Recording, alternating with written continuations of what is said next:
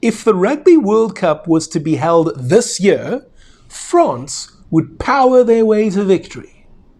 Nowhere else but in the Northern Hemisphere will you hear such utter disrespect for the Springboks. And in this episode, you are going to get a front row seat to what was said, its context, and my own personal thoughts. Check this out, guys.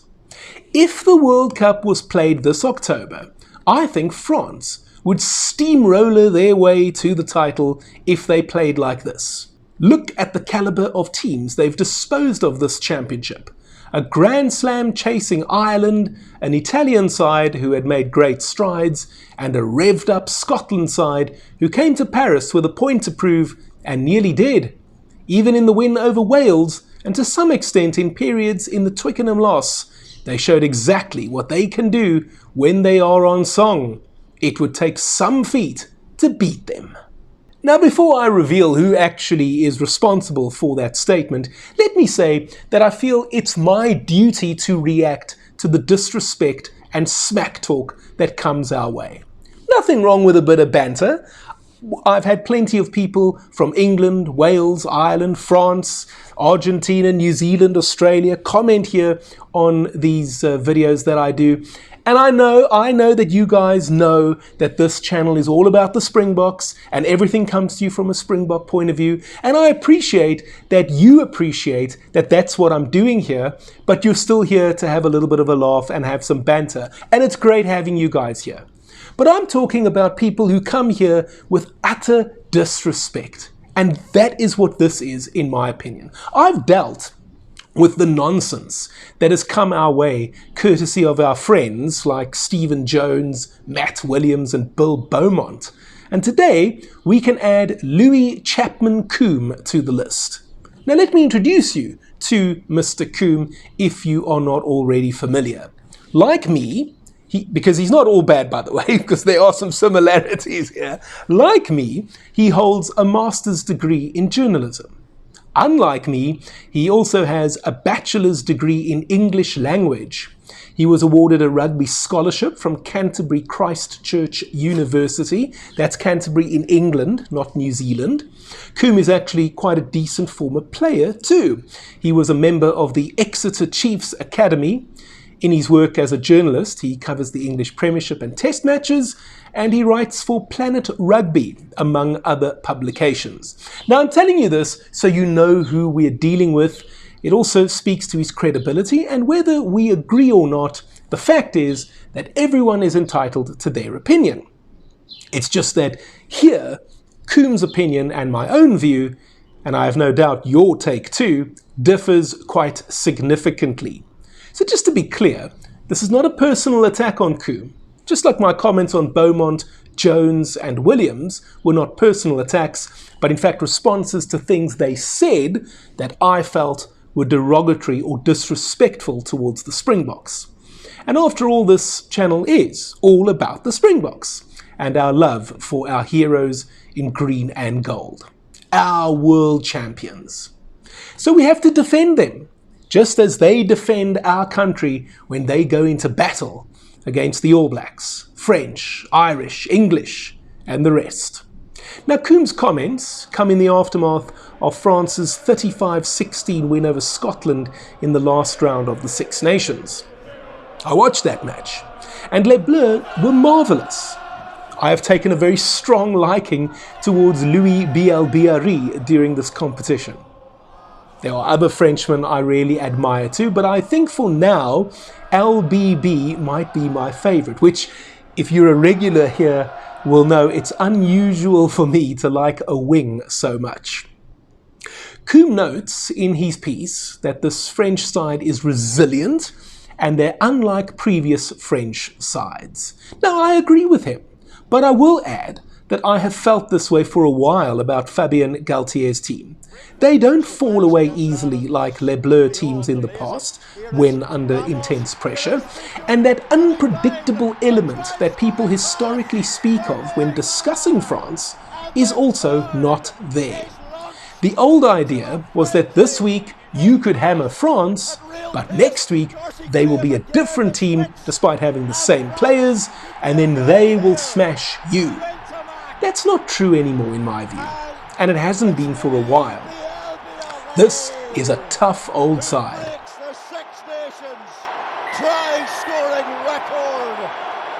Is there anyone who can stop the magic of this man? He's done it again. Now, I'm still in agreement with Coombe at this stage, but stay with me here. He goes on to celebrate their intensity, flamboyance, and brute strength, while acknowledging the effect of Le Bomb Squad. But this is where I feel it gets out of hand. I said it at the beginning of this episode, and I'm going to repeat it for you here again. This is what Coombe says. If the World Cup was played this October, I think France would steamroller their way to the title if they played like this. Look at the caliber of teams they've disposed of this championship. A Grand Slam chasing Ireland, an Italian side who had made great strides, and a revved up Scotland side who came to Paris with a point to prove and nearly did.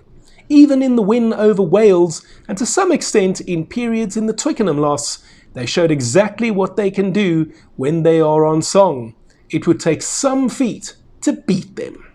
Now, yes, this is just one guy's opinion, but you really want to tell me that this French side would enter a World Cup this year as the favourites ahead of the Springboks? Come on. The Boks have won 21 of their last 24 tests. We hold the Rugby World Cup, back-to-back champions in fact, Rugby Championship, and a full house of bilateral trophies too, like the Freedom Cup, Mandela Plate, and the Qatar Airways Cup, for example. We used 51 players last year, chopping and changing constantly, and our only 2 defeats were by 1 point, and both of those were as a result of last-minute kicks.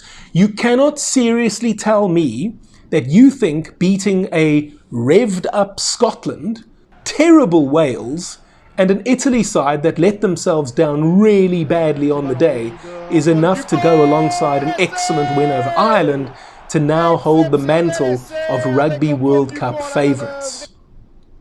To his credit, Coombe at least redeems himself by adding this line. The all-conquering Springboks are probably the only team that really come close to them, and the two sit atop the world order. But even that is a bit of a flawed remark. We only probably come close to France, according to Coombe? Get out of here. Nevertheless, we shall, this November, see where the power balance really lies. I'm afraid for Coombe's comments to hold water, France will have to beat South Africa later this year in convincing fashion. A narrow win will not be enough to justify what he has said here. They need to beat us and beat us comfortably. If I may quote Mr. Coombe, they would need to steamroller us. Are they capable of doing that? Well, they could. Will they actually do it? I'm not at all convinced. What do you think? Do you think this is a really poor take to suggest that France would win a Rugby World Cup if it was held this year in steamroller fashion? Is it just another example of Northern Hemisphere arrogance and disrespect towards us? Let me know in the comment section down below. And while you're down there, you might consider the super thanks button. That's the heart with a little $ inside of it. It'll give you the opportunity to make a highlighted comment on my channel. I promise to reply to it. I will also click on the heart button on your comment.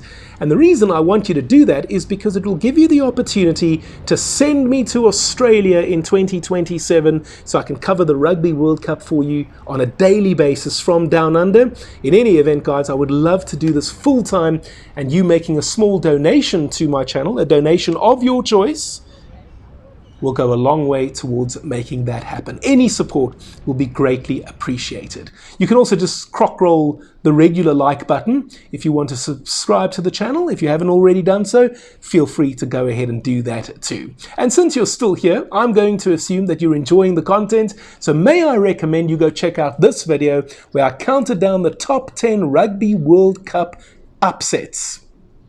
I think you know what you think is number one, but there's no ways that a Springbok was going to put that as number one. So go and have a look and see what I did in my countdown. And also, Matt Williams has got fresh hate for our bomb squad. I did a video about that. It's over here. Why not go check out one of these two?